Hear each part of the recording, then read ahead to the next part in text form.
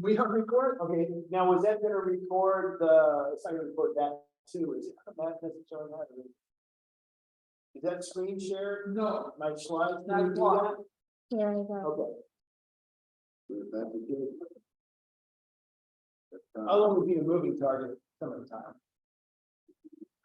So still pausing so we can share the slides to the Yeah. meeting. Did you hear? You'd have to undo the show and then get into Zoom. No, I think I used Oh, to. you did? Well, yes, yeah, yeah, you're good. Okay. Welcome, come in, sit down, and I was just saying, as we saw you in the parking lot, part of my presentation today, I just started with the first training, is to some degree directed at young people. It's about AI, that other word fuss, what's the fuss about? There's a very famous author in this area, Carl Friedman, and he had a chapter in one of the books, what's all the fuss about? And so I borrowed it because speaking of the fuss, as we were saying earlier, it really is taking up all the oxygen in the room. On Deutsche Welle, a German news outlet, on Fox News, and anywhere else, AI is just taken up an amazing amount of bandwidth, and I'll get back to that. But certainly happened to be timely. Wasn't that planned on my part?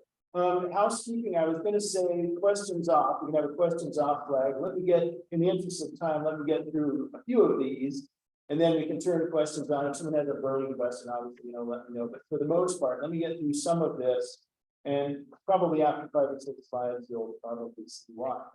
I'll try to be brief. We'll see.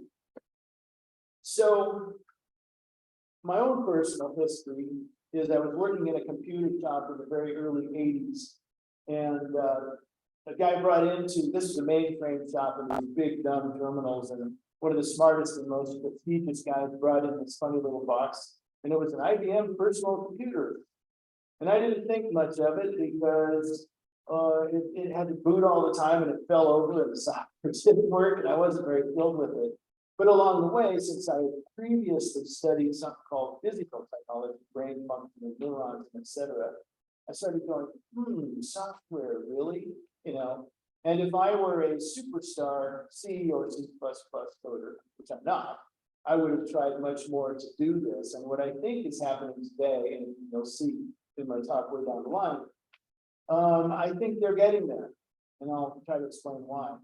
In the 1990s, I was living and working in the Seattle area, and I was a member of something, you can see that number called NAIF, Northwest Artificial Intelligence Forum. And NAIF is kind of, some people think it's a negative pejorative word, and we just thought it was hilariously funny that we were members of NAIF. But what we were trying to do is promote artificial intelligence. We were finding out about it, but we wanted more companies to use it, including Boeing. We had Boeing people come to talk to us, a couple of times.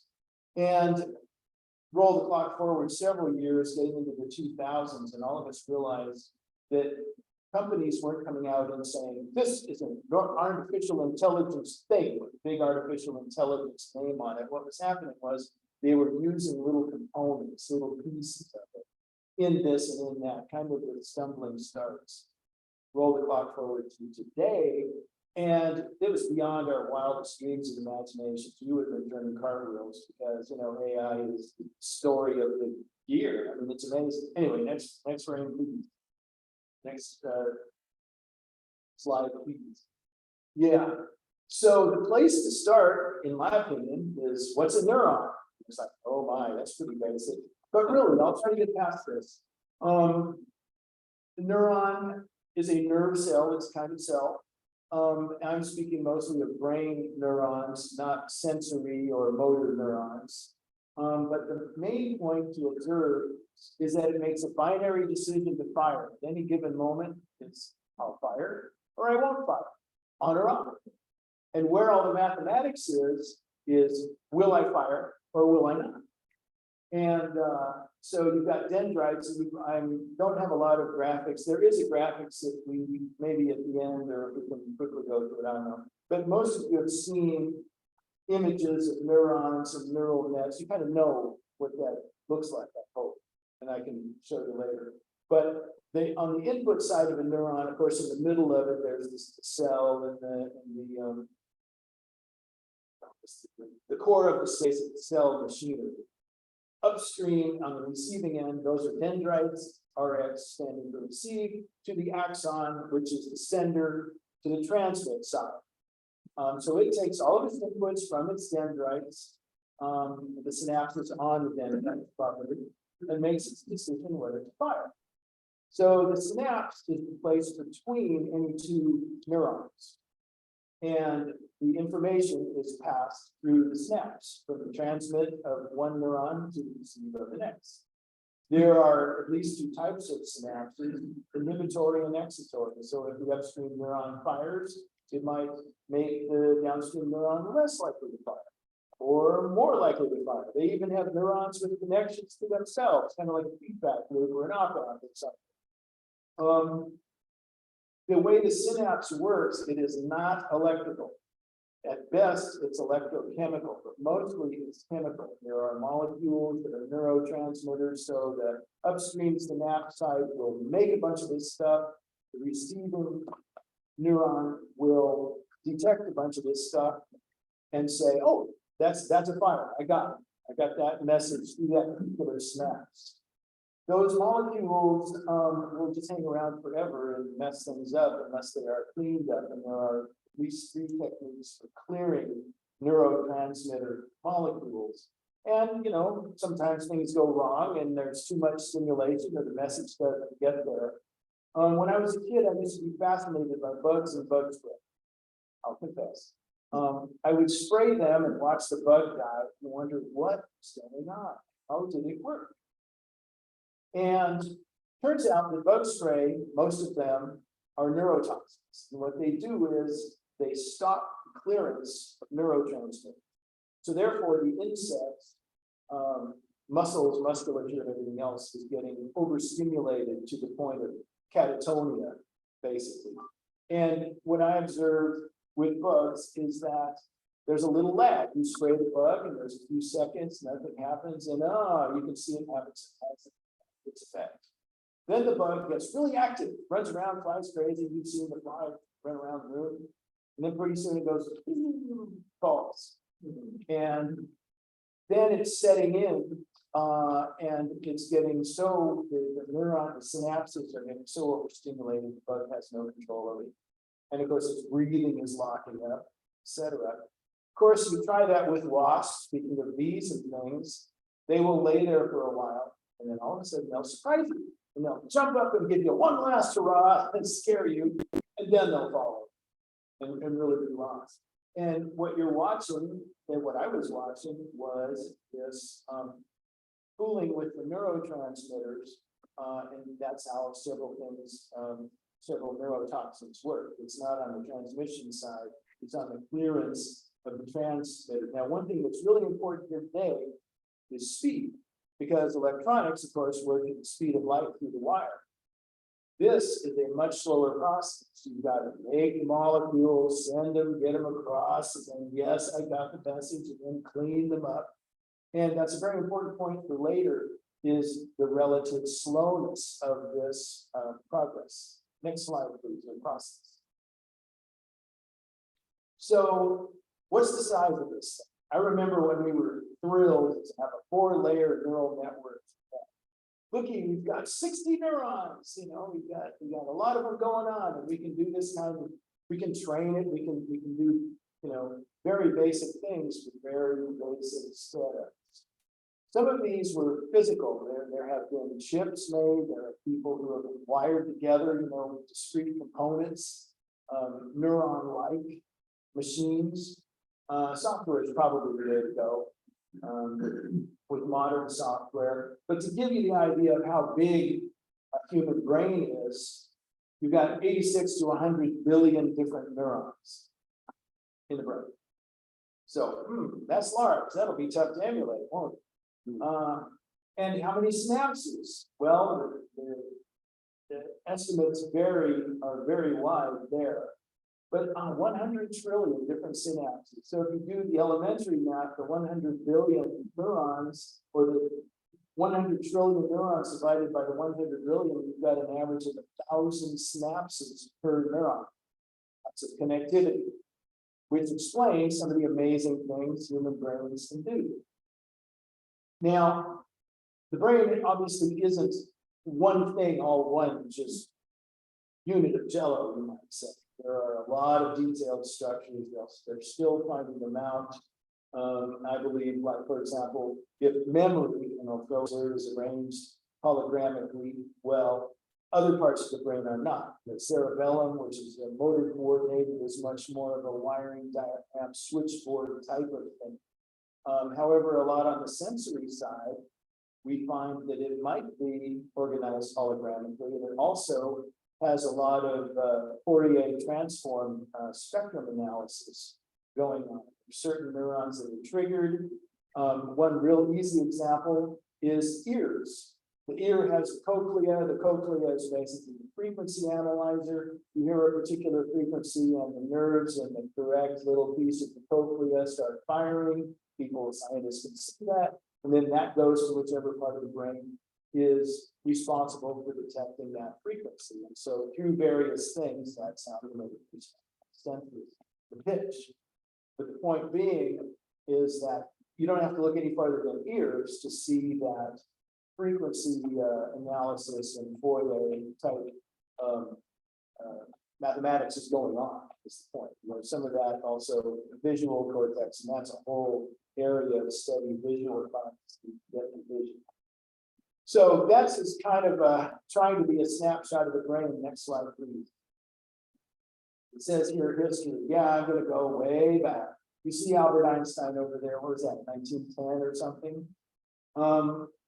One important contemporary of Albert Einstein was David Bohm. And Bohm, they were dealing with the nature of reality, relativity, quantum physics, and in quantum physics. Bohm received his PhD a little later. He was a student and a protege of Einstein. PhD in 1943. They had disagreements between Bohm and Bohr, and now I just realized why I get them confused a lot because the names are extremely similar. In this case, they let Bohm win. He wrote about quantum physics, and that was kind of, out there for some of the other things. Another side note, as far as the contemporaries he was running with, Robert Oppenheimer is hugely involved in the Manhattan Project. And they were using some of their theories to make the atom bomb. And when the atom bomb actually blew on the test stand in New Mexico, they knew they were honest. Yes, it worked. So that gave a lot of scientific, validity to what they were doing. But Bohm also wrote this, and he lived quite a while after that, apparently 1980. This is the implicit order, which is implying hologramic properties to all of reality, and that's a huge subject as to, you can get into miracles, psychic phenomena, alternate universes, multiple axes. What am I trying to think of? The 3 axes for dimension. Well, thank you. Multiple and higher dimensions, etc. I'm not going to go there. I'm going to stick with brains. Wilder Penfield started early. He was a doctor. He took chunks of people's skulls off and did brain surgery. One thing about a brain is it does not feel its own pain. If the brain is exposed, you can stick an ice pick in the brain and the person won't hurt. Sort of odd to think about. But why would it have pain neurons in there? It's supposed to be inside the skull. Anyway, he was doing his work, and he had a little electrodes. He could put a slide charge, a little electric current in parts of the brain. And he was working in the temporal lobes of people on the side, where memory is thought to be. He could touch a particular place on a person's brain, and they would have a memory, a very reliving, full sensory memory. And it wasn't necessarily one that was taught.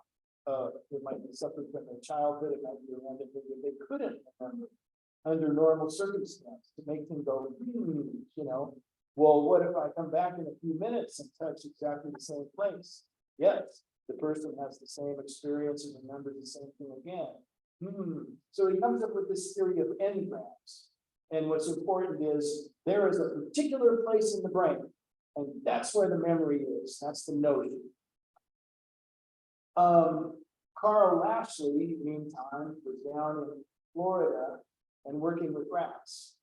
And he would have his rats learn mazes. And he would take off a little at a temporal way, trying to find the end game. Maybe he would take off the other side, but maybe he would take off more and more and more.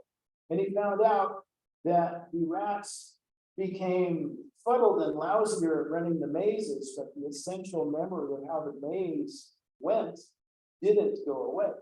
So this completely flies in the face of where's the end graph.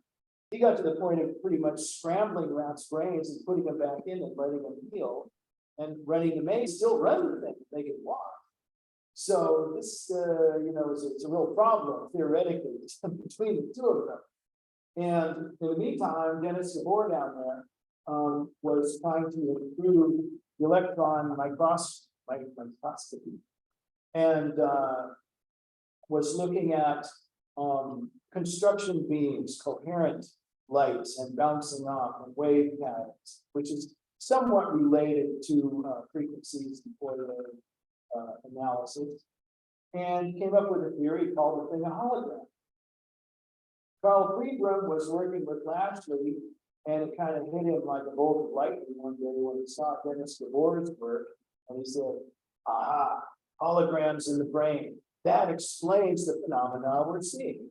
That explains the kind of engram but no engram it is throughout. And if you take a proper, not a hologram, I want to make a differentiation between a hologram and a holograph. A holograph is more the classic holographic setup where you've got the photo paper and you line up the lasers and the mirrors and you bounce it off, your 3D object. You get something that is a bunch of waves, waveforms, yes, but it's certainly not the picture. But you run the construction beam back through the hologram again, and out comes the 3D image. You reflected the construction beam off the first place. So one thing about it was that if you take half of one of those things and then run the construction beam through it, do you get half the image? No, you get half fuzzy half. You get half quality image. In other words, the information about the image is distributed throughout the hologram, which is very interesting. And it explained a lot of things that Friedrum was seeing in the brain, and he wrote a very important paper in these circles, Languages of the Brain. It's a PDF, you can get it, I have it. It really lays down his thinking at the time. Carl Friedrum, I think, is still with us. He's got to be old by now. He made a huge career out of discussing both the hologramic theories of brain and hologramic theories of reality that David Bowman they were doing. Can you scroll down? On my picture, there's a line missing at the bottom. Oh, probably possible to scroll down. This is slow. Well, what's down there and what you can't see is there's a guy named Michael Talbot out of New York, and he wrote I'm glad you can't see it as a matter of fact. The title of the book is really The Holographic Universe. And I always thought it was misnamed because what he's talking about is hologramic universe in terms of how things are structured. And if a holograph is like a static thing, that's not what he was really writing about. Hologramic, the brain is liquid, it changes through time, moves. Of course, reality is fluid too. The book came out in 1991. I took a picture of the cover of it. It's on my phone. I can show you if anyone was interested. My recommendation is, well, the book is out of print, so that. If you ever find a copy of this book, buy it, keep it, read it. It is a huge book for me. I don't lend it out, it never leaves the house. It's that kind of book.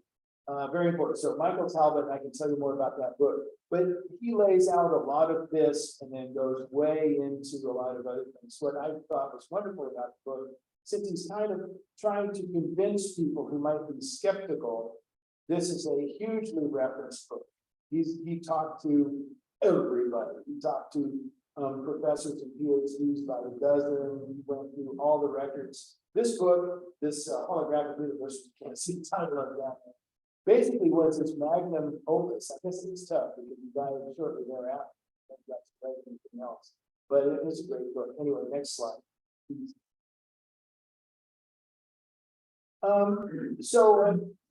People believe it or not, I am a believer in emergent properties, have sufficient complexity. New interesting properties will emerge naturally as things go along. As biology evolved, I think the emergent properties were all over the place. And so that's how we got to somewhere where we are. That second line there, I mean, scientists, and it started with Penfield, because he knew about synapses.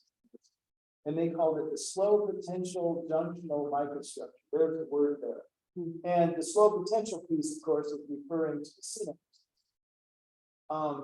The junctional microstructure is referring to the fact that most scientists before have been thinking about neurons. It's all about the neurons. He's not thinking of that. He's thinking about sort of the totality of what's happening between all the neurons, what all of the nature of the synapses are represented. So, and I already sort of addressed that with the brain observation. There were lots of conflicts back and forth. And then, so my joke is, AI holds the floor, it's famous now. Yes, an overnight success, 70 years in the making. People have been at pieces of it for a long time. So here we are, and it's very exciting. Now, I was trying to think up something with a computerized version of this junctional microstructure. And my name for it is virtual sustained holographic medium. Virtual because there are no real physical neurons. It's all in computer software, therefore it's virtual. By sustained, I mean that it is fluid. It's hologramic instead of holographic. Is everyone with me on that one? What's the difference between holograph and hologram? I'm sorry? What's the difference between holograph and hologram? The holograph is more of a static picture. In other words, photo plate in the classic. Oh, okay, like the hologram. line? Holograph, yeah, but you Oh, see okay. the little funny waveforms, yeah, and it's, I have an image for you somewhere, I think, but we sort of don't have enough time to dive into that yet. But a hologram is something that's fluid, it moves, taking influences, changing input, output, etc. Which is guys, takes inputs, outputs, changes. So that's, if you ever hear me say virtual sustained hologramic medium, that's what I'm trying to say. Next slide, please.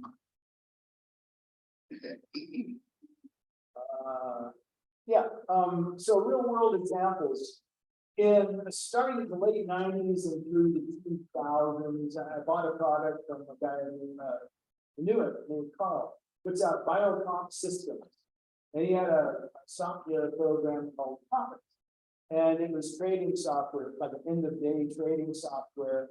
You got whatever security you wanted, for example, trading spiders. And you could get time sets, and then you could construct different financial indicators that tends to make charts out of, give it to this software, train the software, and at the end of any given day, it would say, stay away from it, buy, sell, hold, whatever. And these things need to be motivated. One thing about switching to AI systems, they have to have a goal. They have to have a motivation. Well, his motivation was really simple: highest profit. And it works. He would have a curve and you would see how well the model was succeeding or not based upon what you were doing. I would say that particular package is recommended for traders and people who really know their financial indicators, because that's the meat and potatoes of what it's looking at. Yes, the product is still there. You can find Biocomp Systems, look at the product, there's other trading products, trades products too. He's made a great career with this company. He was a good C++ coder guy. one thing that I gathered from this was that the training purpose, you have a set of data, which would be a very big data set, to originally train your neural networks. Then you need a sample, you need a test set. And then finally you give it the real stuff that it's supposed to act on, as you go. And he had quite specific advice on the percentages and what it needed to be, et cetera. And I think to some degree that carries forward, or at least it carried forward is something about ChatGPT. So that product I learned a lot about. It's complex. And then Donkey Car, I gotta get out my document. Is a way for people to work with it themselves. The basic platform is TensorFlow and kind of the interface to it is Keras, Raspberry Pi based. I forget if it was 2 or 3. It's back a little ways. Here's the car. I encourage you to come and look at the car. I hesitate to have you pass it around. The prints on the top are a little bit delicate. That's not a handle. Don't do that kind of thing. That's why it's blue. The neat part, a little bit easier, is they have images where you simply grab it off the internet and install it onto the Pi, and other than the panel, we're ready to go. What the motivation, it also has, by the way, you can set it up with varying amounts of data to go through the data and train the models various times. And there also is a concept of this, which is you have to be careful with your data not to overfit and get it exactly trained to a particular case, because then they'll sort of mess up in a similar case because you've overfit. And so as you work with this stuff, that's something to watch out for. Now, we could do that video. We show the Donkey Car video now. There's a couple of video shorts that should be on that machine, but the one I really want is on the internet. With Donkey Car, I'm That's you. Yeah, I'm sorry. I didn't get you in the middle. Well, I'm glad that did. What's going on? Lots.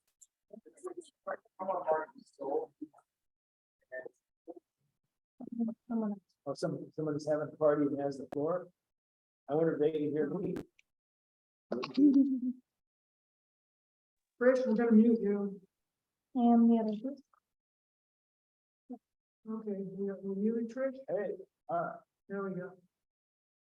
so can we do that video? Maybe we'll do the video later, optionally. How would you send it to me? Send me a link? Yes, Okay. and there is the link. Who wants to type that? No, we're talking, we can't copy paste it. Have we? No. Yes, we can copy paste it. Yeah, you've got the presentation. Right, Copy you it. got- That's might be the You want me to fastest. do it or you can? I did not know. Okay, and now a policy response. Oops, not what I meant to do. And we're gonna have to stop the, Yeah, you gotta get out of presentation. yeah, I'm not sure how to do that. You see exit No, anywhere? just hit escape. No. And slideshow, thank you. Okay. Okay. That's fine. Man. I'm just gonna highlight that, copy. So we're browse.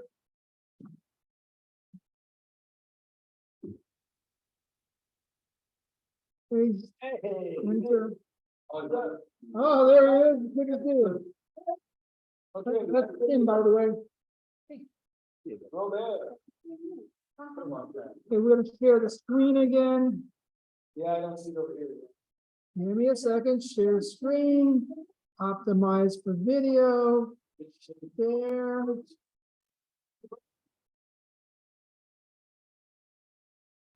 My driveway. Okay, hopefully this is some baby steps. So this is my driveway. This is a bad case for a couple of reasons, very tough thing for Donkey Car to learn. Why? Donkey Car is basically designed for a nice wide gapper's tape and internal light for the lighting. This is, I just threw my orange cones there. I mean, you know, if the sun moves, then everything is different and it's a little disoriented, and you can see that in how the car acts. Now, I had control of the throttle, so it wouldn't run down the street, but Donkey Car has complete control of the steering. All of its decisions are its pilot. Go ahead. It's in the tab of the street part. Few steps. It went around, it went way over Oh, the there. donkey car got lost again.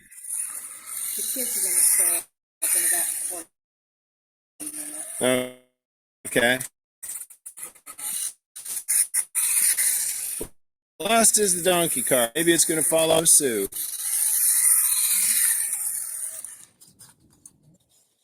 Okay, starting again. We'll see how. But as you can see, it's what I intended to train it to do. Oh, lost again? No. My driving style was to go a little long on the downhill part of the driveway, but we've made one lap and it's acting lost again. Let's see if it finds any cones. Finding cones, turning left. Getting lost on the lawn as it runs out of its motor power battery. Well, you get the idea. It's going to, I suppose, get boring pretty quick here. But, well, there we are, lost in circles. And I don't think we're going to recover. So I'll end there. Oh, looky. Nope.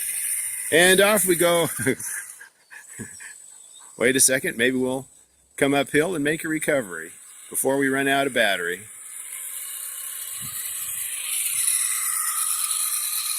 Looky, found again with a short pause on the throttle. All right. So the pilot is working. This is the second pilot. Instead of going for something like 5 epochs, it went for 18 or something like that. So it paid attention to more data, or just the probabilistic piece of training neural nets. By no means works perfectly, as you can see, but it's working far better than pilot number 1. This is pilot number 2 with orange cones. Demonstrated to work for at least a lab or two. All right. Friends and colleagues, that's it for the donkey car for now. Okay, hopefully this is some baby steps. Questions on this? Everybody, welcome. We have a couple new people here.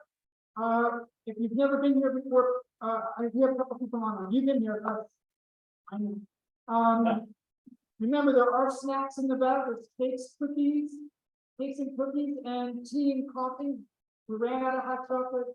I'll have to go to the dollar store and get some more hot chocolate. Help yourself. The library does require a lid on all cups. I want to add one more announcement. The barbecue will be next weekend. The store, my house. You have my address. I'll give it to you before you go. We expect you to be there. There'll be curries there too. You don't know this. This is my daughter. That's my daughter. And her mommy, yeah.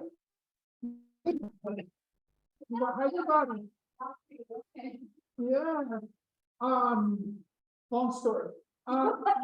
Very long story. And everyone here is welcome. Of course, you've got my address. And we expect to see everyone here, except Kate, because Kate can't make it. She's gonna make it last week, but last week in Dallas. My wife was, yeah, we've had to postpone it. That's right. I'm a little under the weather, a little sick today. I'm staying in the back, staying away from people, and we said at the mask on. It's not COVID. I tested myself before I came. I saw him do it. I can verify. You were there.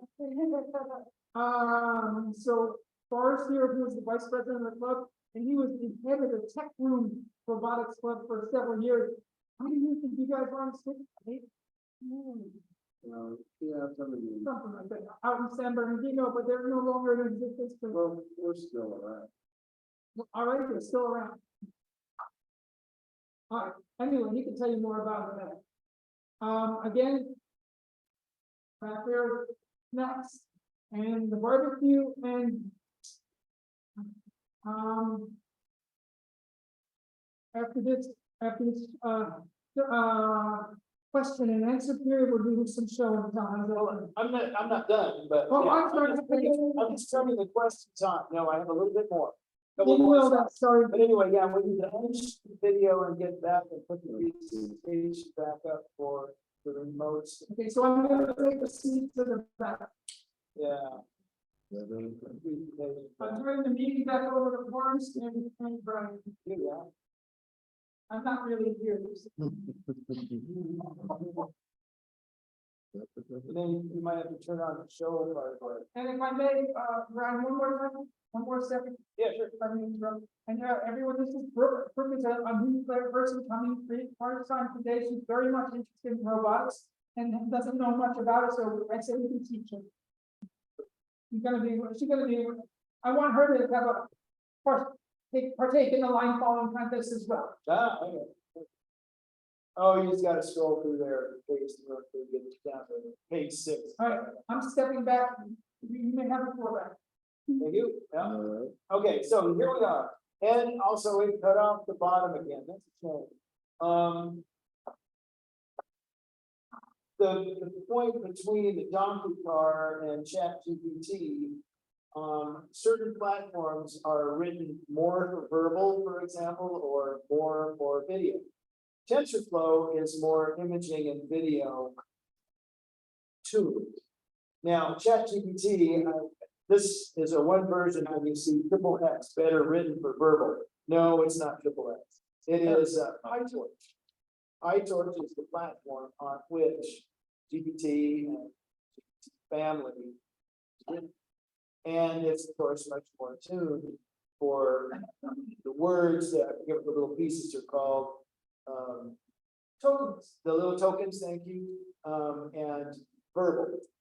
You can make it do some visual and video processing, but it probably won't specialize in it as well as some others. Also, what you can't see, I don't know if there's a way you can maybe control the presentation window, but still have it in presentation. Yeah. But the next line down from the PyTorch. Presentation for your window. That'll everything. Something like that. Yeah, sorry, it's I don't know. Because there's a lot of space left at the bottom of the slide. You have to go, you have to kill the presentation. Yeah. Stop the presentation. Are we still sharing here? We can use it. Oh, it worked. Okay, there you go. Now you can, yes, I can scroll down with it, or move it. There, it looks like I got a little bit more. Share here.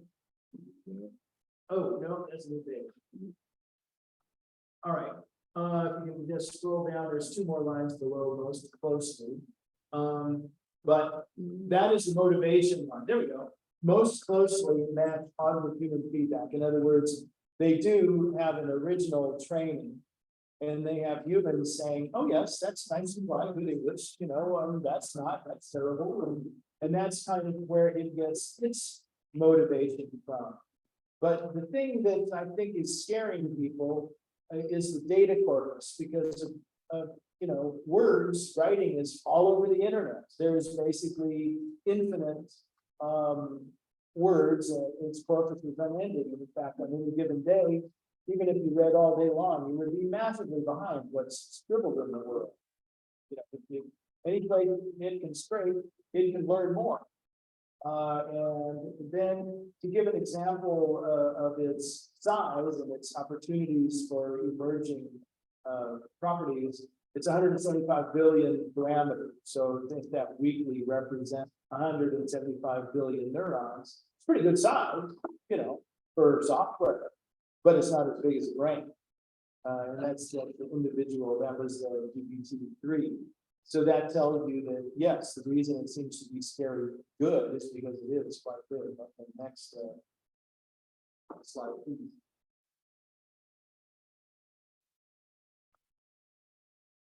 So you say, well, where is this going? We got this far. We have this Chat GPT and fear, and to fear I'll add FUD, fear, uncertainty, and doubt.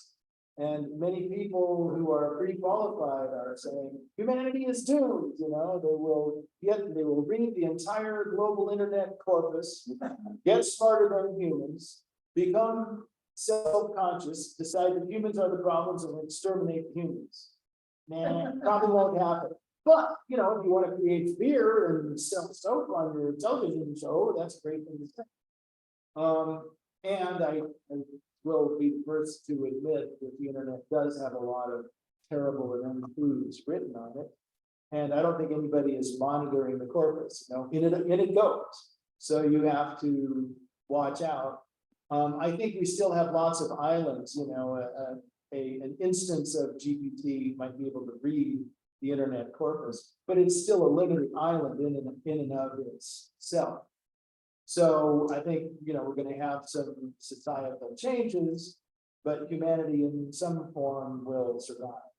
And I'll get a little bit more about how we might later. Now, anything can be used for good or evil, and there are probably good people and evil people, and they're working feverishly on it right now. That's more of a philosophical take. And I've got my Frankenstein postulate, which is that, if everyone agrees that it's awful and despicable for anyone to try to build a working human out of parts, doesn't matter. Somebody somewhere is going to do it, is going to do it, and some of them might succeed. So the bad stuff that people are imagining and the level of people who are working hard on, massive AIs and ChatGPT, oh yeah, they're out there. I don't know who they are, but I'm fairly certain they're out there. But that brings into, how do we regulate? How do we protect? And we're pretty good at other forms of security. We should keep some minds on it and not sleep. I hope next slide, please. And one way to address it is possibly take the 3 laws of robotics and just drop them over to the 3 laws for AI. Isaac Asimov, very famous author and thinker. And I'm not sure, Thomas, do you know when the word robotics was invented? Was it before or after? 1940? Oh, 20s, okay. So It's the word for slave yeah, that's right. Okay, in another culture. from Russia. But it may not have commonly existed here. But he did posit, a mechanical person at some time, hence robot. And as you can see, the 3 rules and how they relate to each other, don't hurt the humans, obey the humans, unless you violate rule 1, that's rule 2. Rule 3, you must protect your own existence. You can't just decide to self-destruct as long as you don't violate the first 2. And now I can't address at all how you would implement this into an AI. I think you could if it was mandated to be there. That's food for thought and future lawmaking, probably future rulemaking. We'll see. I'm not sure that I trust our federal government or any country's government to do a really good job of this. But maybe a good job could be done.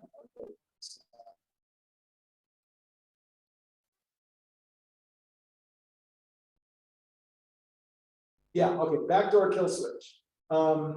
When you imagine robots on the battlefield with kill, no kill decisions, again, Frankenstein postulate, we're going to build them.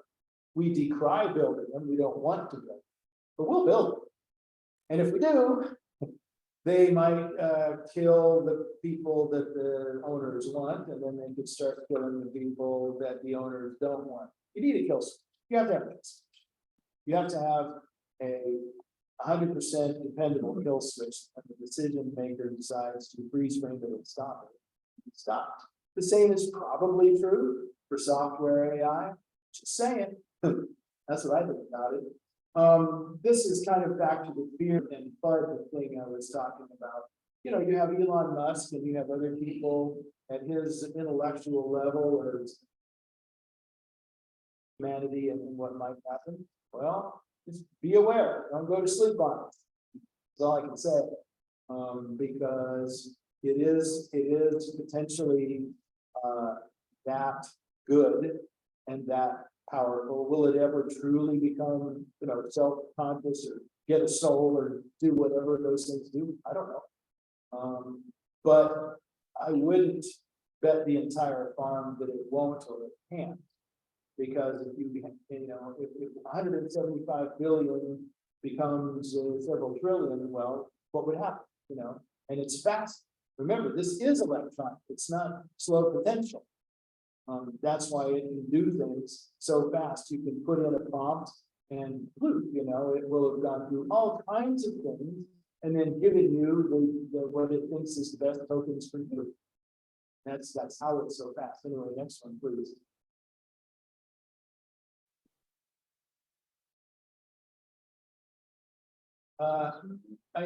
Let's see, +1. Yeah, so people think that they, you know, if they verify something, a piece of paper is on the table, you know, the tricycle is in the yard, well, the tricycle is in the yard, right? And it's like, well, now let's cast this into doubt. You have generative AI. If you posit that intelligence is the ability to understand and associate information, then you get creativity. You put stuff in the model and you get stuff out that was not there once those complexity properties emerge. They call them hallucinations, you know. ChatGPT hallucinated that. Well, okay, but you know, it was doing what it was supposed to do. It was mixing and matching and associating what it had, and out came whatever. Now, if you write lousy prompts, you're liable to get some stinky responses, right? Creativity is there. Deep fake is, we mentioned that before. That's where the end of truth comes in, because what you see on a screen might have never existed, and it'll be good. Eventually it'll get so you won't be able to tell. It'll be better quality than you get with a camera. One instance is the woman who became convinced that her daughter was kidnapped. Turns out that the supposed kidnappers had faked the kidnapping of her daughter. The daughter was safe. They got a hold of recordings of her voice from the internet and made her say things over the phone to her mother. Mommy, help, rescue me, send them money. I need to be free. They're gonna kill me. You know, whatever they said, things like that. And they wanted $1 million from her. And she discovered in time that her daughter was not kidnapped, that she was safe, and she was so mad that she recently last week testified in front of Congress about this subject. You don't mess with that lady. The perpetrators have been identified as staff or people or something that were trying to extort money out of this lady, and it was all fake. That's one to file away. There was an image out on the internet of the Pope in a big white polar parka. It comes up in the back, has a big bird, and it's going down, and it's all of this, and he's walking across someplace in the Vatican. Never happened. Fake image. Great example of it, because it really looked like he's wearing the thing. So that next point is, you know, any way you think of it can be used. Any rotten thing you can think of, someone's probably already doing it. They may not have, you know, got it public yet, they're out there, in my opinion. For people seeking careers, the evil uses of it, into existence career, fighting the evil uses. It's all about security. Anyway, next slide, last slide.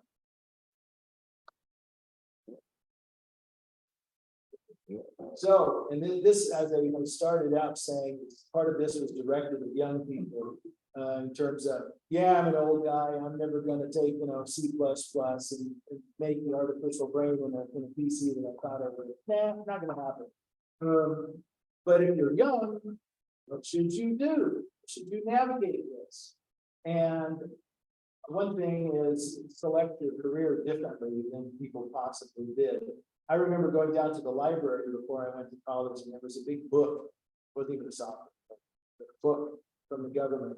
And it said, these are all the possible careers we know of. These are the percentages of heads needed that will either increase or decline, and these are the salary advancements. Okay, that's even a big. Well, this changes the game, because now it isn't, okay, you're gonna have more heads needed in 10 years. You might be more needed in 10 years and then disappear entirely. And if you already have chosen a career path, if you're on your way to your degree or something, well, my advice is, think about AI. It can take your career and make it disappear, or it can enhance it. We can leverage it, or it might split. If you know AI and you're intersecting that with whatever your choice is, you might do super great. And if you know nothing about it, you might simply get run over by it. So that's the second bullet. I think probably everybody who's remotely interested, young people, should become what I call a decent prompt engineer. Talk to Thomas. He's already way more of a prompt engineer. But the way to do that, and the way to set them up, and the way to get good responses out of them, I think it's a pretty neat skill. You know, they have hot dog vendors that use AI for stuff. They have internet marketers. They have, of course, the hedge funds and the traders who've been huge on this, making millions with it for a couple of decades at least. Everybody. People who make anything, people who pick content for television shows, people who write television shows. I mean, the AI is just everywhere. So it's an intersection of AI and any other thing. Now, here's my private little plug. Electronics, you know, everything still runs on electronics. If you want to know, you know, the railroad that the train runs on, learn electronics.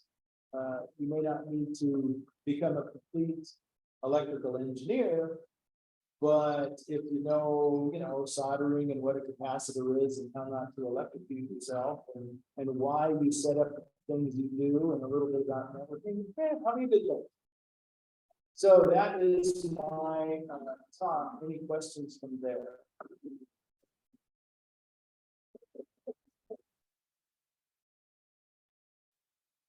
Yeah, I have a question. Okay, Thomas. What, now your donkey car has, why do they call it donkey car? Because in the early days, it was as stubborn as a donkey. It never did anything they wanted to do. They had a horrible learning curve. You know, it's like, how come you can't take an RC car and stick a pie on it and a camera? And why won't it follow the line like we want it to? And there was like a million reasons why, and for all those reasons. But basically, this was stubbornness, and it was very easy to remember. Question 2, thank you. Question 2, what would it take to get it running again? The donkey car? Yeah, why is it not running today? My batteries are old for starters. I need to remember how to run it. So if you switch out the batteries, What? I run? Well, yeah, we'll do something, but remember, there was for any given course. Oh, and let me add another one. For any given course, you have to train it. You can train it better or worse. And how do you train?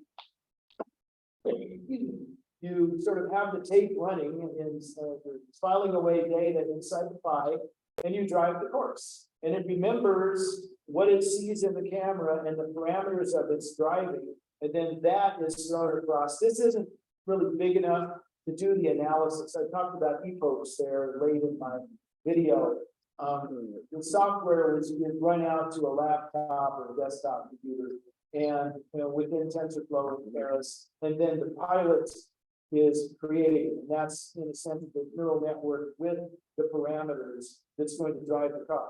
And then that pilot is put back in the car, and then you can set the car free. You can set the car free either steering alone, and I have control of the throttle as far as I got, or if you're really sure of yourself, you can give it control of the throttle too. There was a bunch of people down at San Diego who have a really good, group. And Phil and I went down there one time. Did you go down to one time for us? Down, San Diego group where they were running dump trucks? no, I did not. We just wanted you to go. That's Yeah, that's, They've gotten very good to the point where they have 2 lanes and they can exhibit passing behaviors. We unintentionally played a joke on one guy. There was a track, circular track with some things, and one guy was really good. And he had a fast car, and you can set parameters in there, you want to go like 81, on a scale of 100 fast. So he's going around. Happened if he went 82, so they get to 82 and goes down faster. Hey, how about 83? Go a little faster, starting to slide, kind of play outside the line. And we got him up close to as fast as it would go. And he comes around the corner and loses it and goes under a curtain. Well, it turns out there was a metal post underneath the curtain. Collision. Oops, we didn't intend to wreck the car. But the way the car behaved and was kind of, going too fast for its own reaction time, very interesting, and faster than its own traction on the floor. It was extremely interesting. Now, as a sometime RC car guy, I'm used to driving RC cars with regular flavor RC controls. And this was not set up to do that. And what it has to do with is if you have a regular RC receiver radio and you're driving a car, the data doesn't get up to the Pi. The Pi has to receive the data and then capture the data into the training set. And then that moves down into the servos and the motor controller of the car, which I always hated because you use a PS3 controller. I'm almost done, Thomas. PS3 controller, and it kind of works, but I can't put good data into the car because with the controller, I can't drive the car as well as I need to on the course. And Chip, what's Chip's last name, Thomas? I don't remember. There's a man named Chip. Yeah. And he's a smart cat, and he's over there by Pomona or someplace. And he was in the meeting one time when I was talking about this, and he said, "Really? What are your requirements? What do you need to do?" So he goes away and he comes back next month and he goes, "I made a board for you. Here, try this." Pearson. What? Pearson. Yeah, Chip Pearson, right. And I was rolling off to other things about that. I still have the board, but if I were to do anything with this, one thing I want to do is to figure out how to add in board to the car, because what it will do for me is it will take the radio, it bridges differently. I think it uses a regular receiver, so I can use a regular RC gun. That's this way, not for airplanes, this way. And so I can drive the car better, and if I can drive the car better, I can put better training data into the car and see what happens. So that's what I want. Okay, sounds good. Now you drive that, you start out driving it with the remote control, and then it learns. Am I got that right? At the roughest level, yes, you drive it, it collects data, you move the data across, you use that to train your pilot, you then copy the pilot back into the car, and the pilot drives the car. You need a special Raspberry Pi for that? Not very special, it was a 2 or something several years ago. All right, and for those of you who don't know, the Raspberry Pi is a single board computer, very, it's almost the equivalent of a low-level laptop. On a board, yeah, they're great. Yeah, hey, let's sit over here, what? And the size of a pack of cigarettes. Can you let the young one go first? Or- Yeah. Okay, the young one goes first.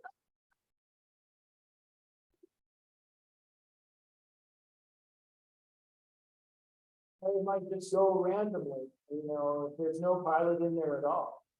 If there's a pilot, it'll probably be looking for the track that was trained on.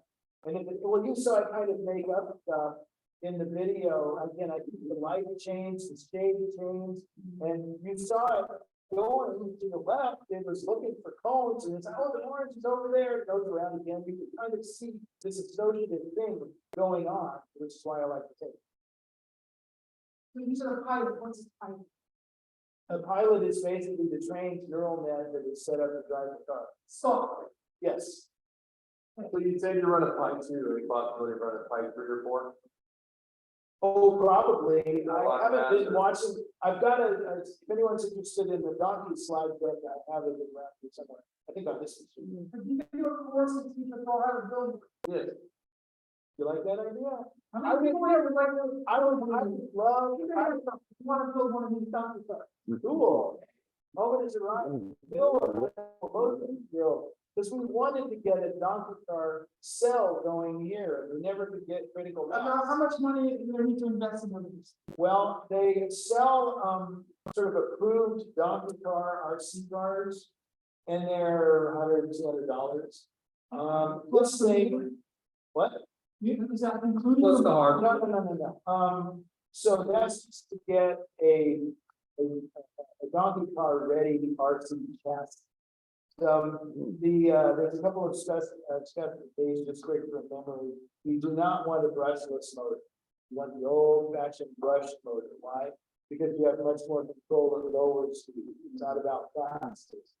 It's about control. Now, this is a backyard special. If I recall correctly, this was sitting in the tall grass in someone's backyard. I said, hey, what the heck with David's? So the price is right. Turns out that is like almost from the late 80s or early 90s. And it was a gas engine car, which is why it's a midships car. And one thing that makes me kind of sad is this car as a midships car is so fun to just drive. But it was the best chassis at the time for me to make a donkey car. It is. You need batteries, you need 40 or 50 bucks. This is a custom thing. It's got one battery for the power and one battery for the brains. So that when I run the power out, I don't lose brains. Probably a good idea. Yeah, and I definitely recommend that.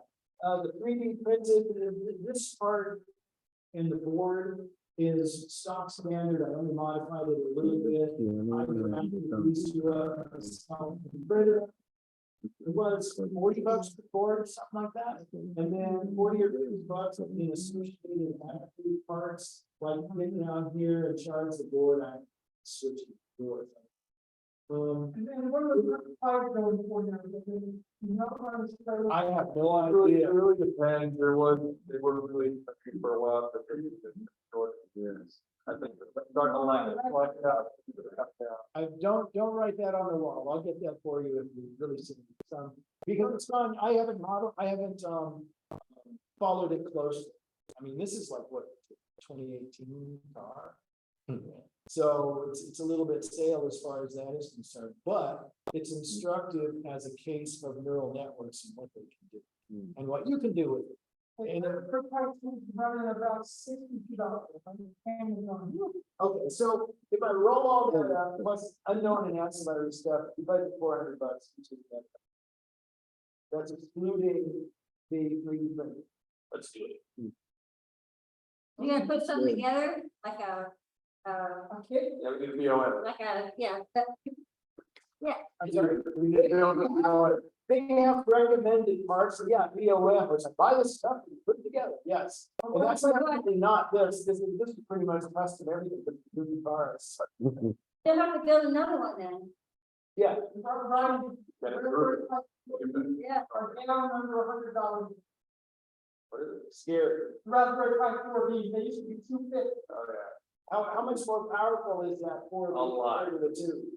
A lot, okay, quite a bit. Well, processing power was a very limiting thing. I don't know whether you could process your data on the car. Problem. Versus, not have to ship it across. And that made it very interesting. I did present this car at Tech Room one time.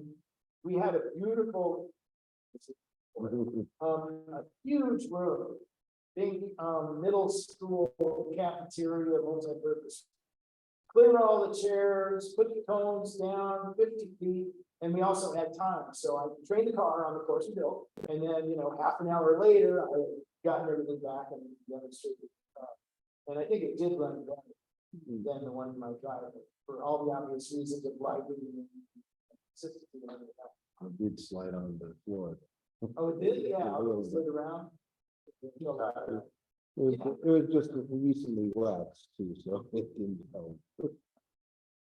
So they definitely have recommended cars, four-wheel drive are recommended. Slightly smaller cars are recommended. There's chapter and verse at minimum. On this machine, I have, in the slides for it, I have all the donkey car resources, all the websites, 20 of them. You can dig in and find out everything about it. The initial, reason they started this in the Bay Area was self-driving cars were much weaker. It wasn't a multi-billion-dollar business among EVs at the time. And so the Bay Area guys thought they could actually help out the self-driving cars by developing miniature self-driving cars. There have been efforts to put LiDAR on them, multiple cameras, other sensors, all things you think you could do, people have tried. But I think the funnest thing is just to get them followed and maybe pass another car, speed up, slow down. Sometimes you can train it to stop at intersections and take the right hand forward and then the left hand the next time around, once that's too bad. Train it. So if people are interested. We are. Okay. So about building, I think you can start from nothing, excluding a 3D printer, but you can buy it as part too. You can get a 3D printer for what? I have a. It's $25. so for frame. Oh, yeah. If you want to do it, there's a way. I'd love it. I would buy this. I'll go find my board, but I've got to contact Chip and get more boards. I think I only have one copy. So you need some sort of interface for it. Well, no, I don't need anything. That they had a really rinky dink controller, and then I wanted to use the PS3 controller. Which that's one the proper RC card controller. So yeah, we can have chip boards. I would say The down part to the audience out on online. Can we bring them close to it?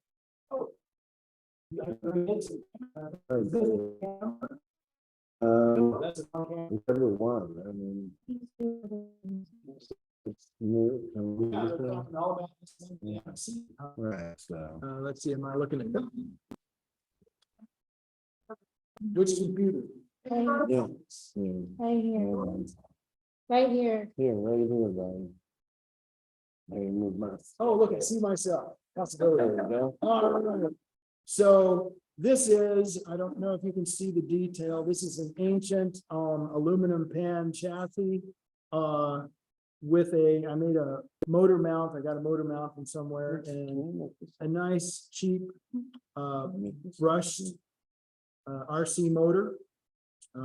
Probably had the servo in the parts kit. What motor controller are you using?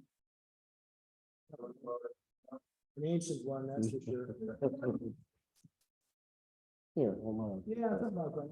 But see, use the latest. Let me get out of the way. now, so you can sit down, sure.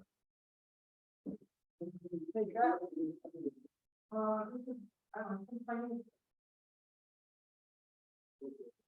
know. You can go ahead and sit down and.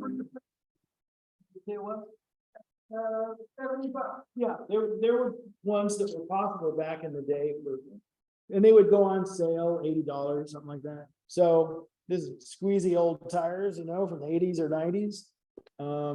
Before I made it into a donkey car, I had worn the backs to slicks. This was basically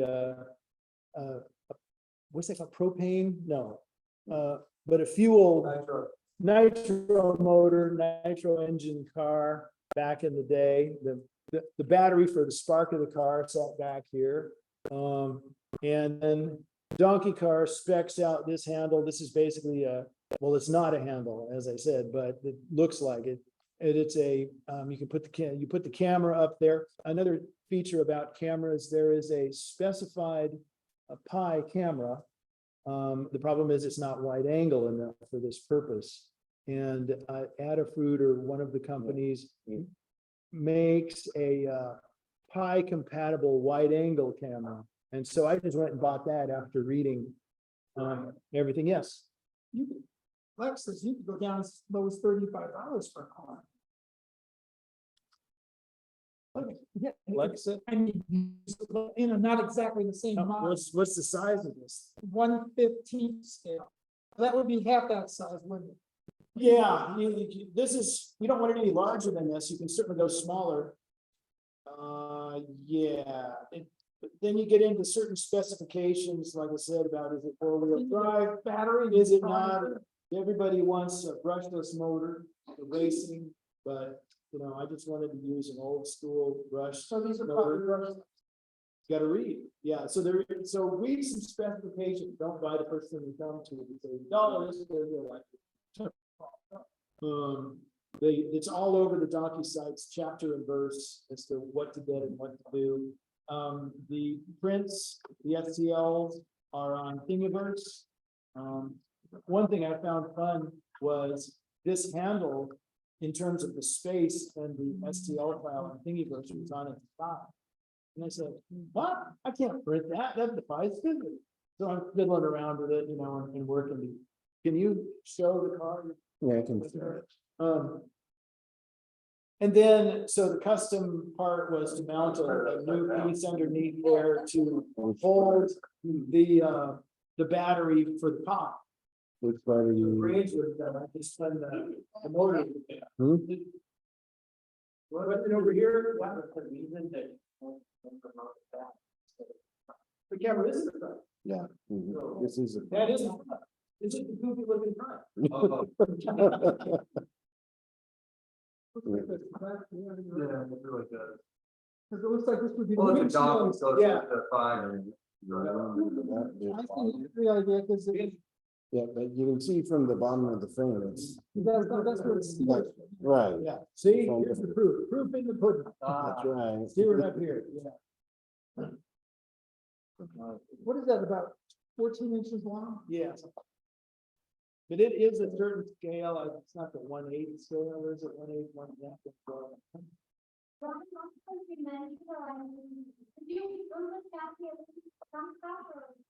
That was a car I found in somebody's backyard, it was just an old wrecked RC car. So, fuel motor, I still have the motor box someplace, you know, Yeah. and, it had no transmitter that worked with it. So I just put in separate electronics, new electronics. The nice thing about this, it's pretty standardized, you can go about anywhere and get parts. Yes, So it's not really a specialty thing, you can literally go to any hobby store, you know, Amazon, eBay. all of those shocks and gears, the motor mount, all the RC stuff. Now, another thing that's bad about this car Mhm. is that these are really old nylon parts in the back, even though they're made, I think this is a Traxxas car, great famous brand, but they're not gonna make these model parts. Yeah, if I go over for a break somewhere, I like to see it. Still aftermarket parts. Oh, yeah.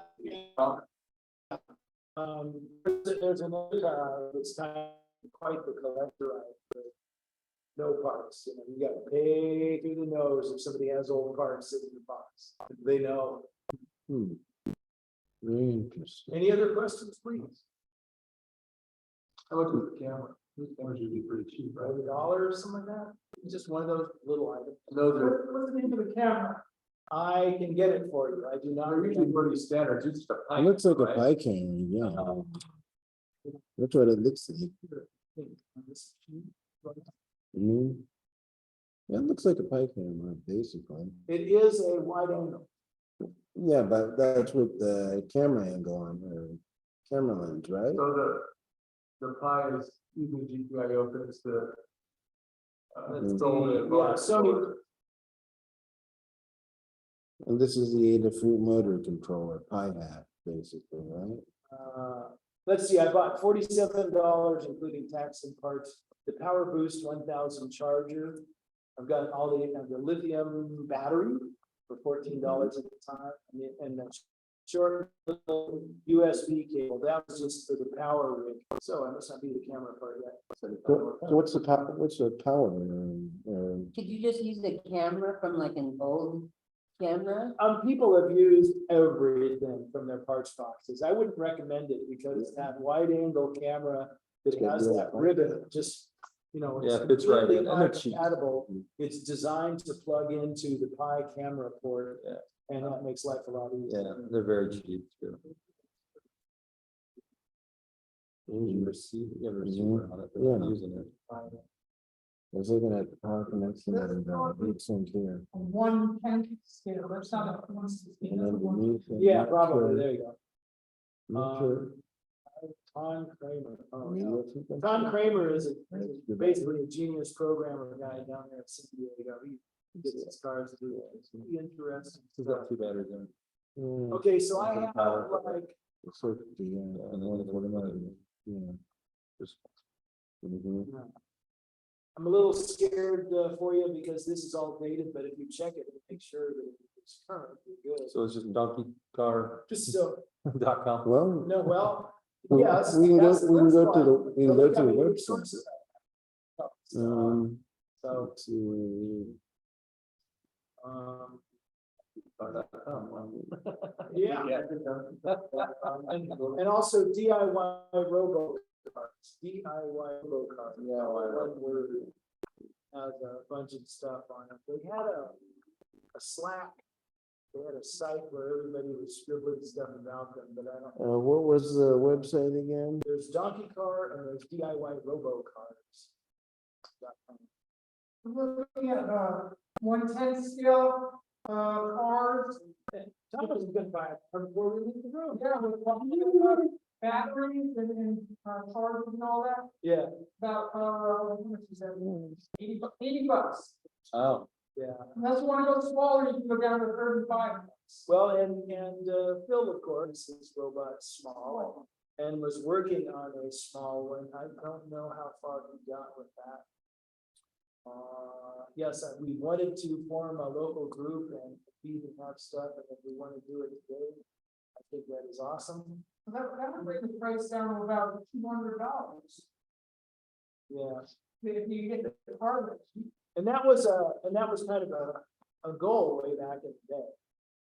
Was to get you into business for 200, but inflation. If these things have batteries and chargers, which save you money right there.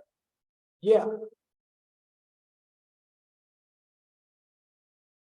can you share that? Can you text it? but I went custom. Thomas, I will you wanted text to that do to what I wanted to do. It's like we did. me, please? Yes. The 1/10 scale for 80 bucks. Oh, Yeah, please. the Donkey Car statement at the time was not quite ready for Raspberry Pi Model 3 Plus, and the reason is they give you an image. You go to GitHub and you pull down and you put it on. You've got Donkey, you don't have to write or install or compile the stuff. from scratch. So it's just like you drop it, you burn. They give you the software, then you put it on like a thumb drive and you pick. Yeah, I can compatibles, same smart wide angle, same much- smart, Same same smart, yeah. Same? Yes. They're camera maker, and they probably have like a regular angle and the same smart wide angle is the ticket I read for Donkey. So that's, thank you. Camera. I don't know. You found the information to where to get it. Plug into the USB port. Like that. No, you don't want that. You No. want to plug into the ribbon cable port on the top for the camera. So the same smart is part for part compatible with the classic Pi. You just plug it in and Okay, get them into the software, you're good. all right, sounds good. Now, interesting. But we can't be working, we can come up with recommendations, we should have. I mean, I remember like years ago, we did something similar with that robotic car we had in the all the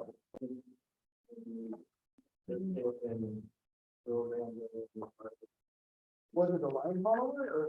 I think so. Yeah, we've had various kits, we in the tech room. Yeah. So we tried to instruct people on hits. Yes, yes, yes. Sure. So the RV cam run over to- A build session. Yeah, yeah, we've done that before, so it's possible, yeah, so I think you get more out of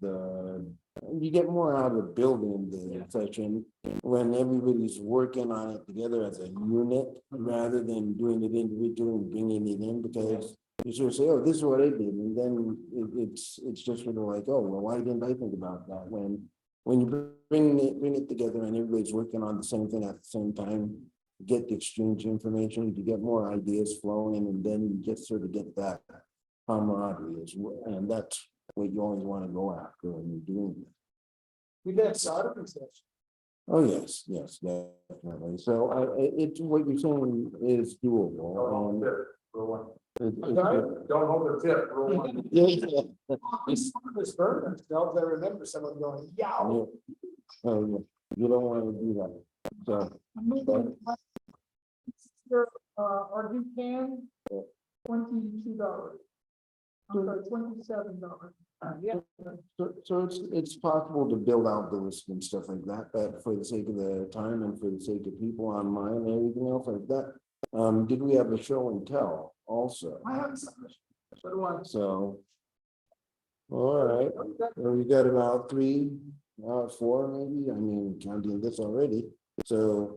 And then, what was it about the line following? Were we going to do something with line following, or were we going to?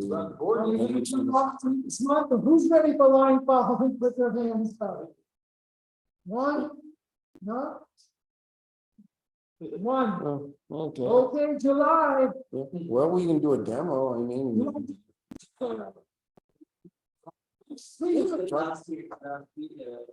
Yeah, if it works, hey, that's great, so, I mean, by all means. All right, so we've got a show and tell, and we got demos then, so going on. So, shall we say we'll do the show and tell first, and then we'll do the demo as sort of a capper to everything? Demo, So, yeah, the demonstration will be, right, the line following demonstration will be the end, sort of for the meeting. Yeah, go ahead.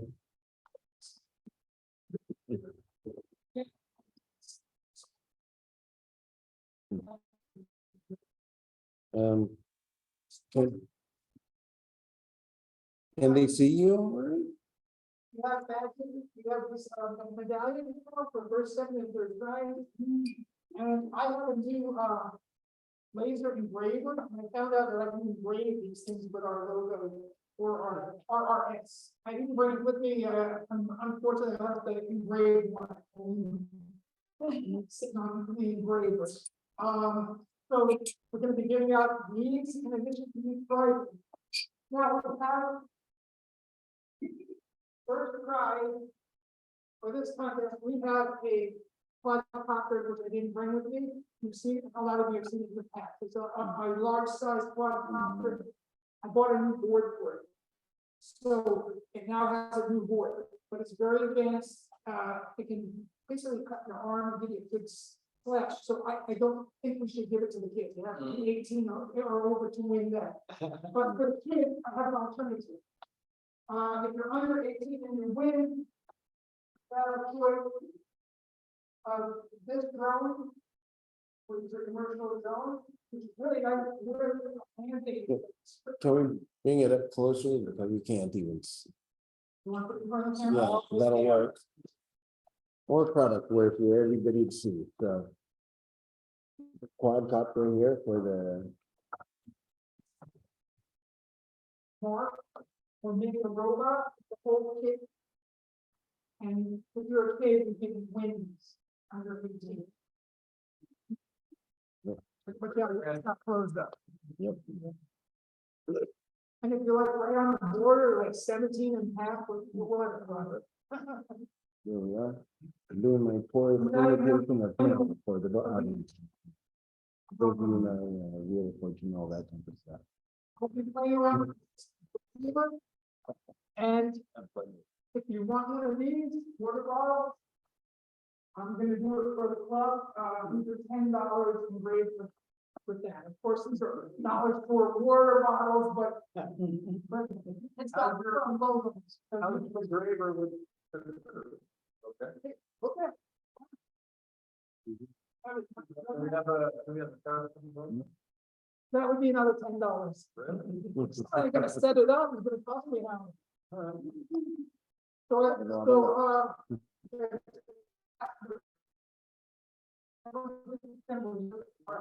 would like to say RSS, but You can do that, but again, that's. I like. A couple of personal.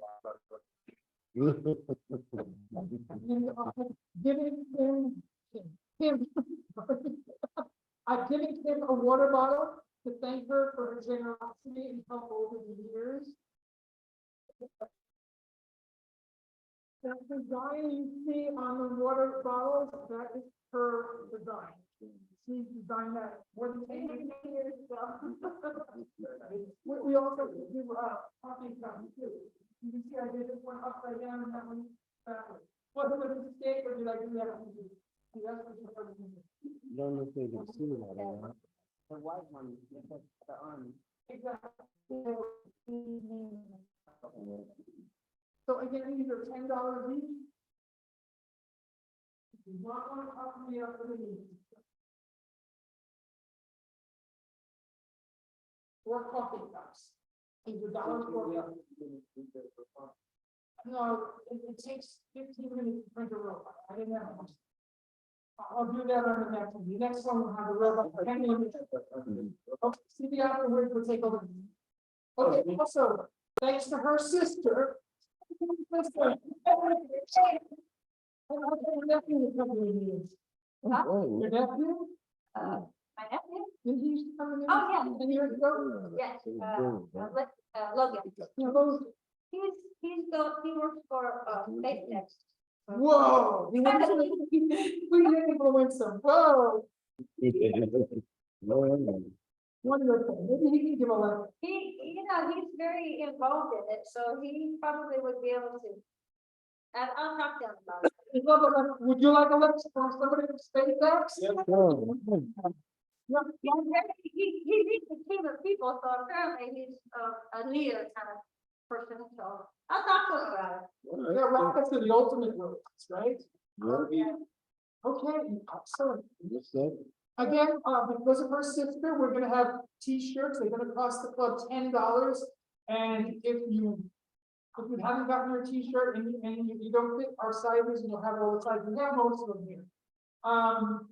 As we said last week, you don't have to pay membership, but if you do, you get the T-shirt and you get a badge. Whenever year you pay $20, you get another T-shirt, so you get a whole collection, you wear 5 days a week.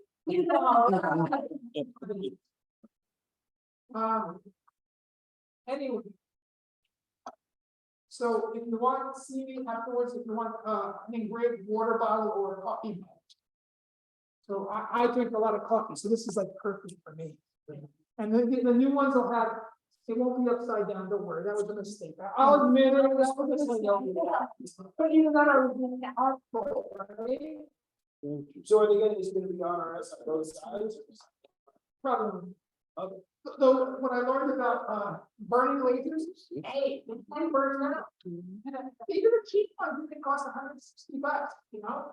Laser engraver used to run 1,000 plus. 2,000. There's a little tiny thing, but the laser itself is consumable. That means it's only good for so many hours and then you throw it away. I gotta find out what that costs. So yeah, we're gonna be doing a bunch of this. And if you have any ideas, I'm open to ideas, but this is just fundraising for the club, okay? That's why we're doing this, okay? Fundraise. Could be 50% goes to the club. So if you spend. I'm a little, you know, I'm gonna take that. Yeah. How small can you make that logo? I don't know, haven't tried, probably the size of a dime. It's a laser. Lasers go pretty small. Yeah. I mean, work, the house phone people didn't get works. You can tell what it is. Any questions about that? No? Good. Let's- Anyway, so we have lots of driving here for second, for, for trophies. We got a little bit of these. Want to start, you want to do, robot of the month contest or not? Not really. Yeah, next month we can do that. Because that'll work.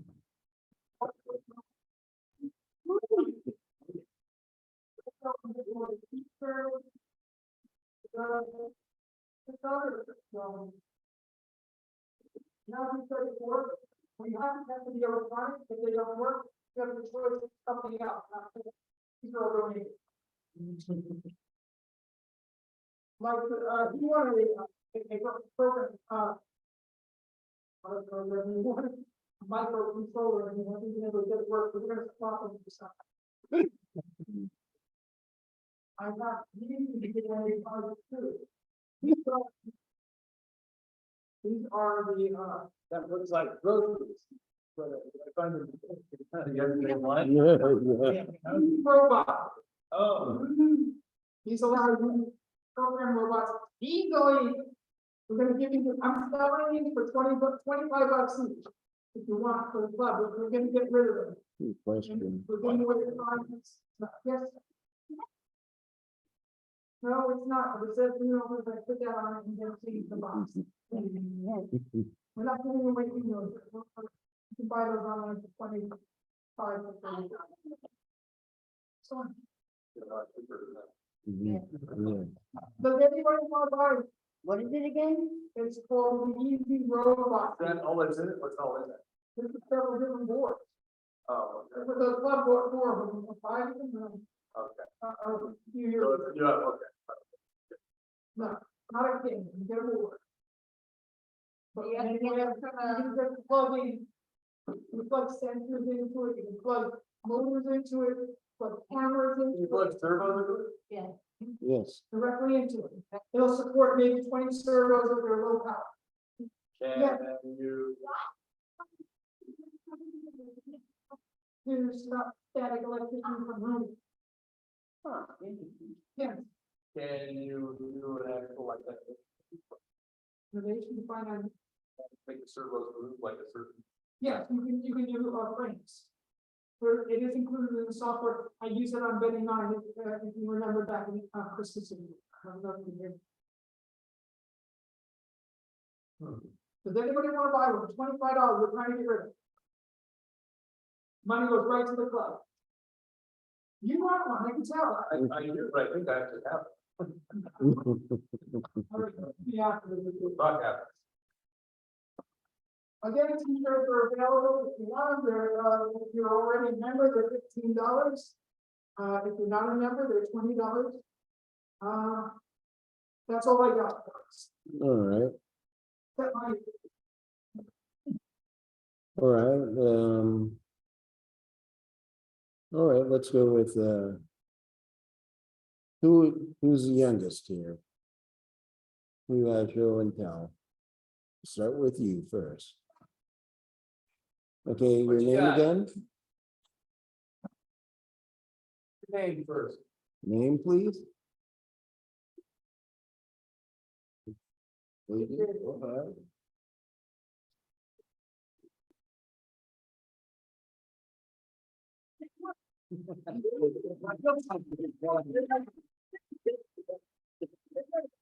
you gotta work out the word. Work can help.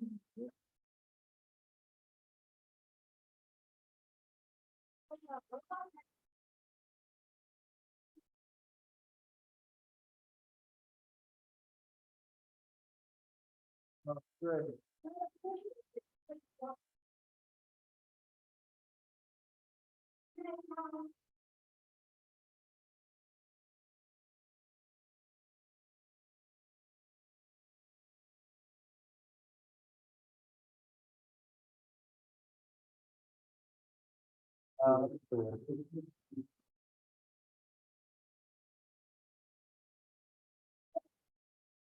Put them in the floor.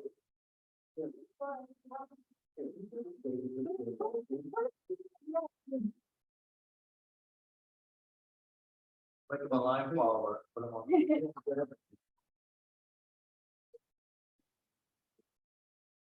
All right.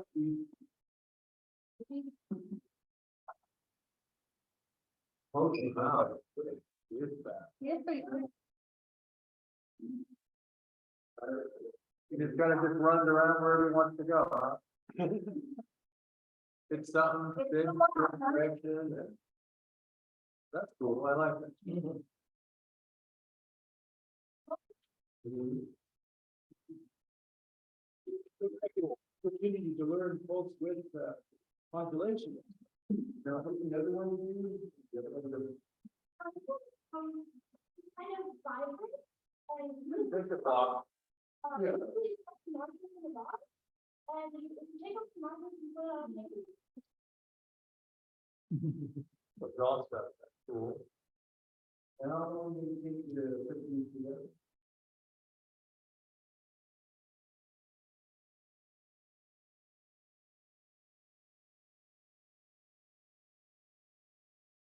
I like that one. yeah, that one has character.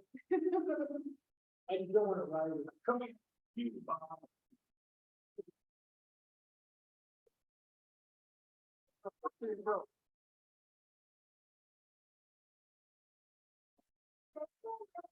That's the Karen going to talk to the manager.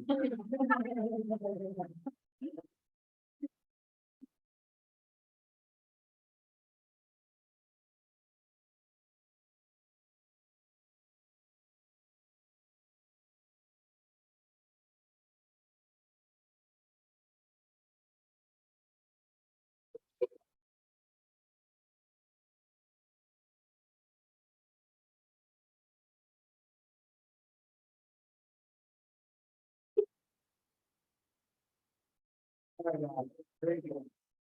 We go, they go. Think he's a board of remote. How old are you, young man? AJ, how old are you? Nine, okay, how old are you? 13, okay, so you're way ahead. By 4 years. I know how old you are. Let's go my hand. Come on. Very good.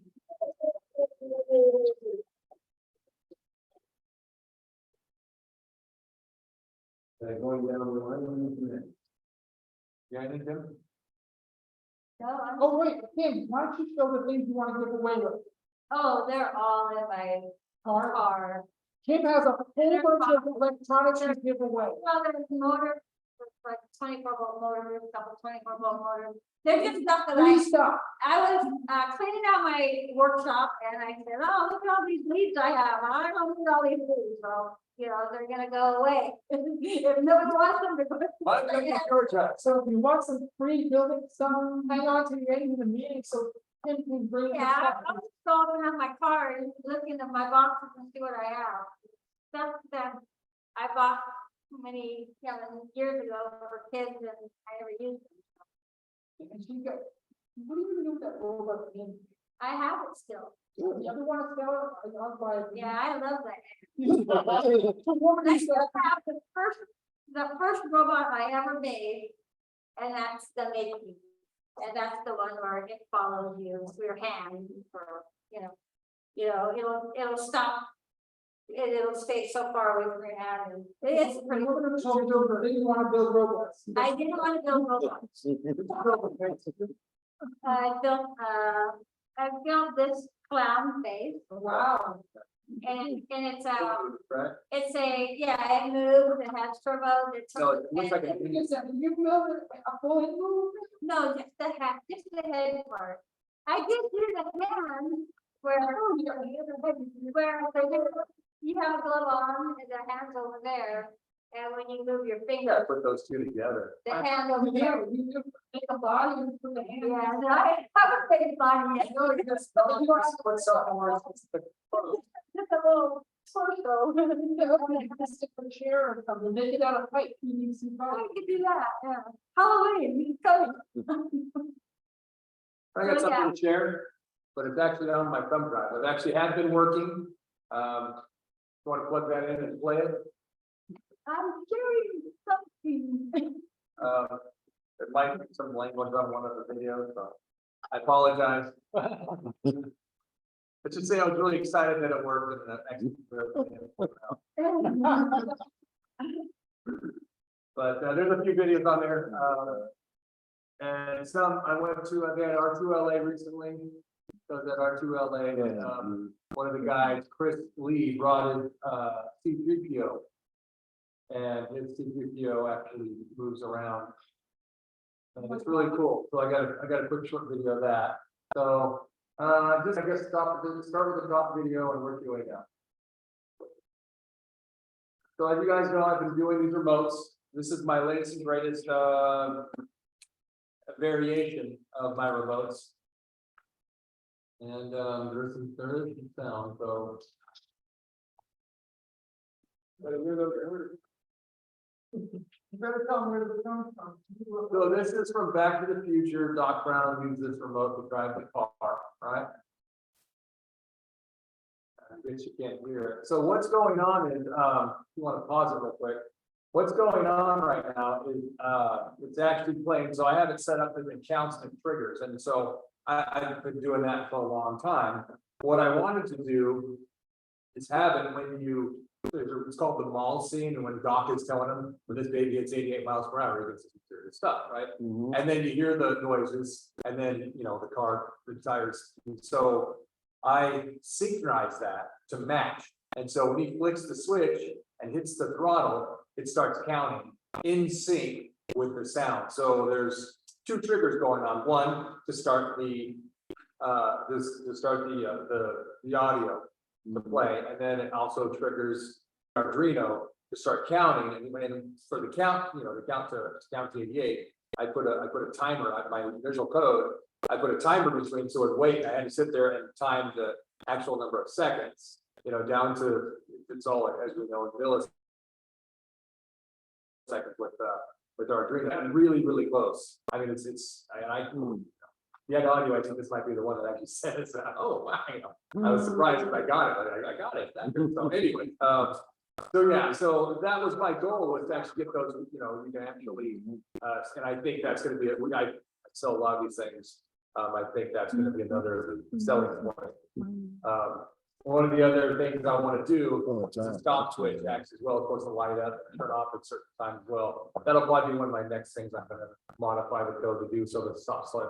And this is all based off what I really wanted to do, is make a display of just the number counter sitting on a plutonium box that I've 3D printed, fitting in like a little baseball case. It's all self-contained, all the electronics are underneath. All you have to do is turn it on, hit the button, it starts talking, and then it, you know, and then the light turns off and on. This is going to be although self-contained.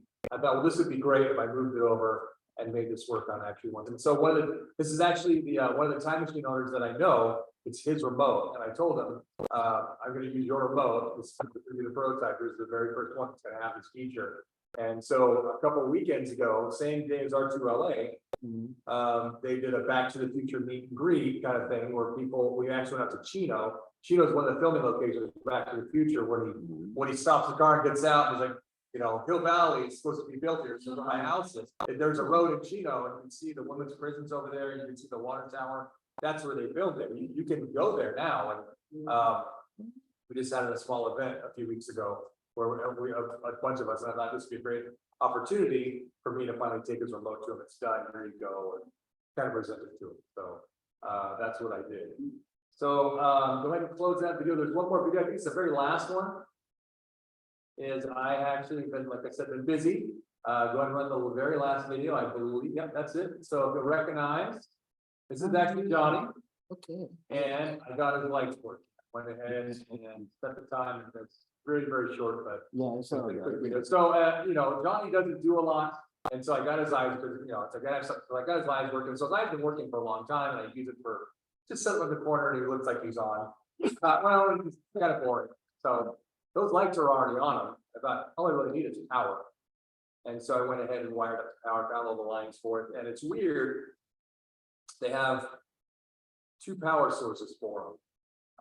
So one is the actual board that controls the lights, And then the way the lights actually turn off and on, it's actually just, they're basically connecting the positive side of the LEDs that are built into them to the 12 volts.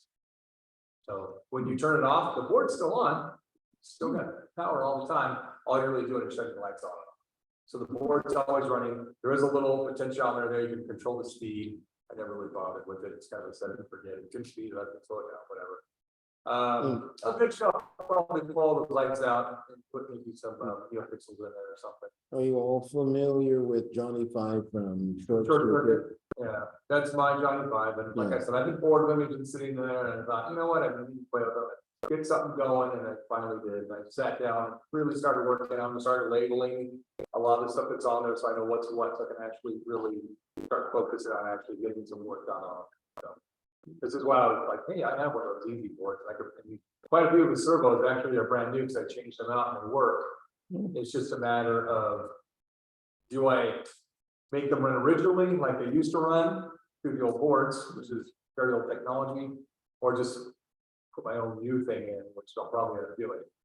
And so my biggest thing is finding a place to actually put all the electronics, all the new electronics. So, and hide them so it looks, not big old box out to the side or something. You can commiserate with Mike White. Yeah. Yeah. Paid a lot of dues. Mike and I actually still talk quite a bit. We have North actually been pretty good, takes him out to California. I oftentimes take him out to cons and stuff, he likes to do that. Yeah, he's doing good. Definitely said to say hi. All right. Definitely good. Yeah, definitely. So, that's pretty much it, those two things. One, I got so this is, I made this one. It adds all the Claudia Wells. So Claudia Wells is Jennifer Parker in Back to the Future, the original Jennifer Parker, which was his girlfriend. She was doing I was at a con recently, she was there, and so I made a Jennifer Parker inspired. I took all the recordings and I put them basically on the sound card, so. Better, right? I found a sound card on eBay that I really like, works very well. It's very self-contained. It runs, from 6 to 12 volts, I think. Built-in amplifier, the built-in trigger, and it's really not that expensive at all. So I've been using those. They work very well. I think they're like $6. Really? So I run them actually off a 9-volt battery. One issue I did have, since the sound cards are very loud. 9 volts doesn't really cut it, so I had to put a capacitor on there. I put a DC capacitor on there, and that took care of it. So you can watch the power light. As soon as when it got loud, power light will start to really fade out. If it gets too fading, it will distort it. If you have a lot of distortion audio, chances are you run into a power bar. Keep that in mind. So you're And that's actually, when, you're low on power. that's when you demonstrated before, right? Yeah, this probably, man, I mean, I've got some of these things. This is mine. Actually, Brian built this for me as a kind of a Christmas present. So Brian's like, here, I've been to give you one of these. And so I've had it, and I think, and it was nothing. There was nothing in it, but the display didn't work.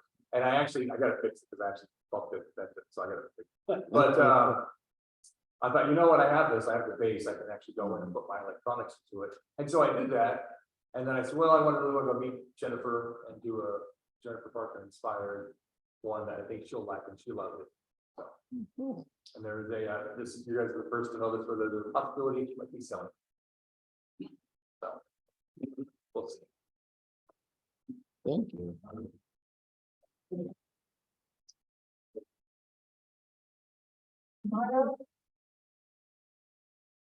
Going in a circle, I was connected to my daughter, but I did. Yeah. You want? So I don't got to stop, spinning different spaces. Me here. I need to plug into the power, and I still unplug it. I'll put it on, don't worry. No, but I didn't have. You gotta hold it down. Hold it down. Hold it down here. Yeah, all right, plug me in, Mike. So, Brian and I started the band. We don't have a name for the band yet. No, too. And we invited, Forrest here to be on keyboard, but we need a drummer.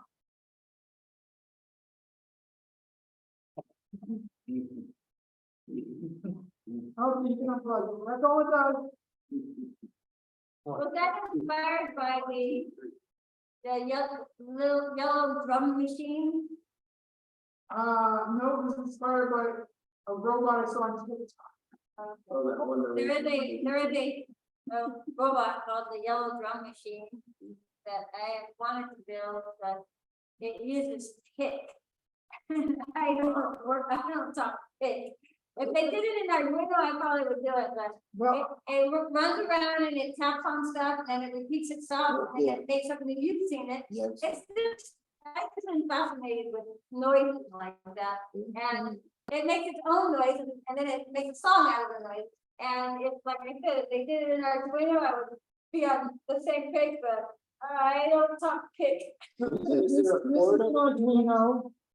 Is Huh? that Is there a port of it anyway to Arduino?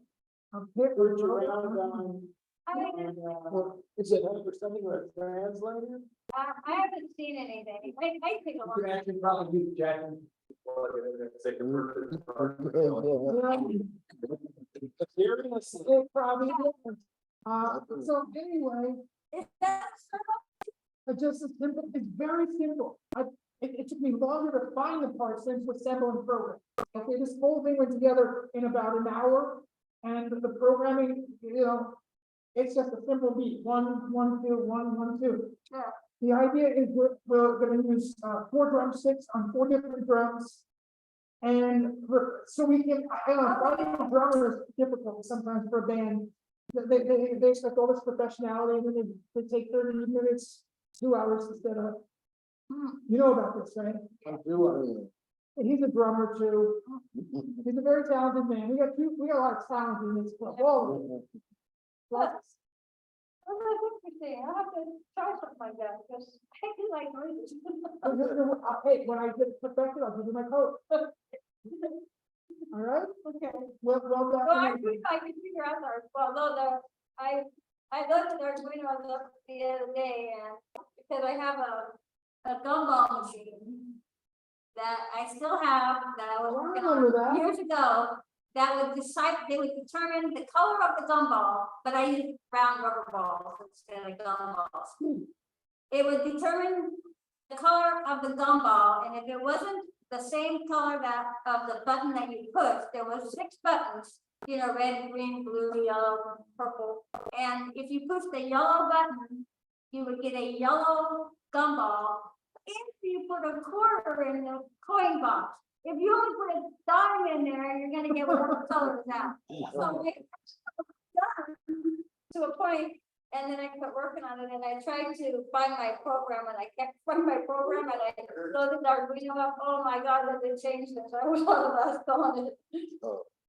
Yeah, it's changed a lot. So I don't know. convert.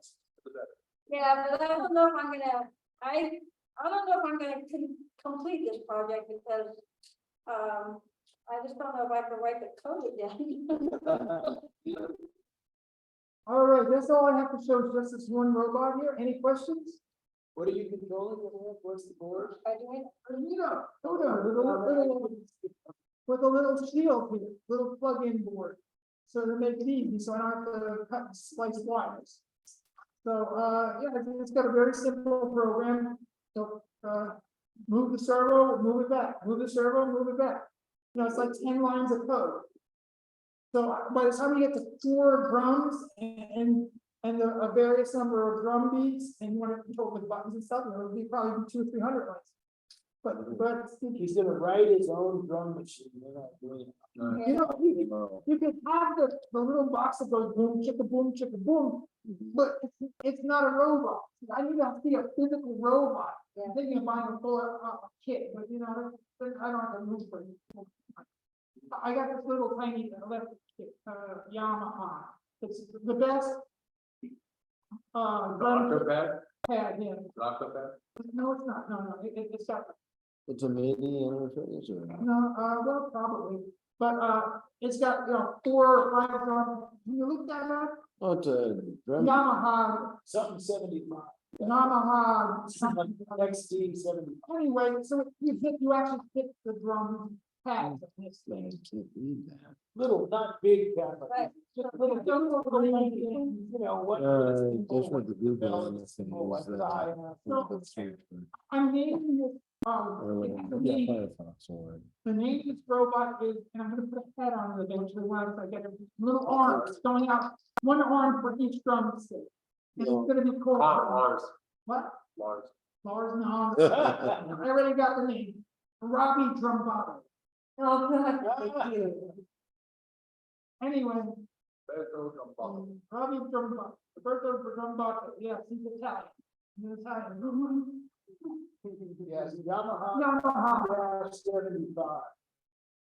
Yamaha, typing Yamaha, Okay, so typing Yamaha. Yamaha, And remove the word CADs, otherwise you get something else. oh, really, okay. And then put dash 75. Because I remember. That might show it because it's popular. It's the best you can get for about $400. Did you hit return? Yeah, and it gave me the next one. So speaking of ChatGPT, actually have been using it. There it is. Then GD 75, second one. There it is. There it is, the second one. this one, Yeah. Yeah, $300. It's a nice machine. that's a photo. But first thing you do is you get rid of those little foots. Oh, those are terrible. Everything that's so, Of the plug-in foot pad supposedly. yeah, those are miserable. Hmm. But the rest of it is really top quality. Hmm. And it has excellent reviews all over the place. And then out to a PA, you can make a left note. You can, Atward has an internal speaker. So when I get it all working with 4 drumsticks going at the same time, I'll give a demo and bring the box in here. Maybe by next weekend, I might have it working for the robot, barbecue. Don't forget, next weekend, my house barbecue. Bring yourself, bring your appetite, and if you want to bring a robot, bring a robot. Some people will be bringing robots. Does that sound like a real drum? That's pretty damn darn close. Yeah, it triggers, recording.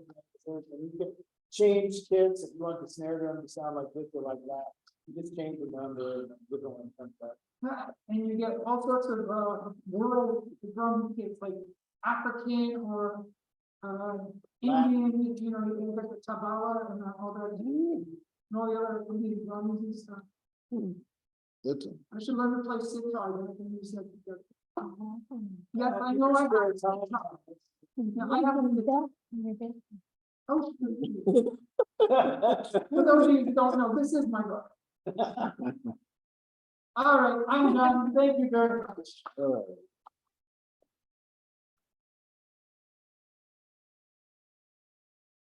Now, you showed your donkey, all right? That show, yeah. All right. And anybody else before we go to the demonstration? Or going once, going twice? No, oh, come on. Yeah. Yeah, go ahead. This is why you're here, it's your moment. That's right. Yeah.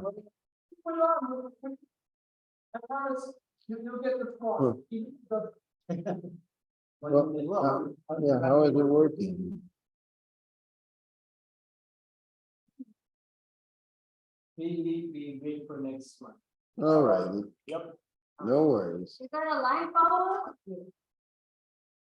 We were really. Is it 3D printed? The kit? Pick the kit. Logo, got it, logo. Amazon? Amazon. Did put you- Lego big bricks on. Very nice. Okay. Now, Great. did you get Like it? work- a- like- Mhm. We have 2 in the dark. Did you get it work, the little problem fixed from last time? Oh, You mean that kid you? well, That. I think we did, yeah. Yeah, because when it started up, it looked like it wanted to start, but then it stopped. Yeah, So- heavy cane basically was working. Yeah, so it is working then. Oh, okay, that's what I wanted to see personally. So. All right, Let's hope that month goes by quick. yep, well, next month then, no worries. So anyhow, that will cover it then for the meeting, unless anybody else has got something else to say. Okay. All right, let's. Hey, you gotta bring this up now. Huh? You're bringing your goodies? Yep, thank you for coming, everyone. If you want-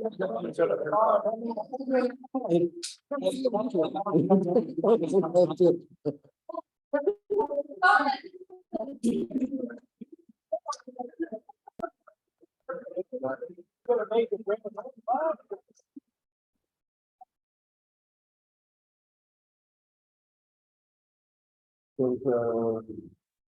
You ever recorded? Oh, is this getting recorded? I wonder, did Thomas stop this recording?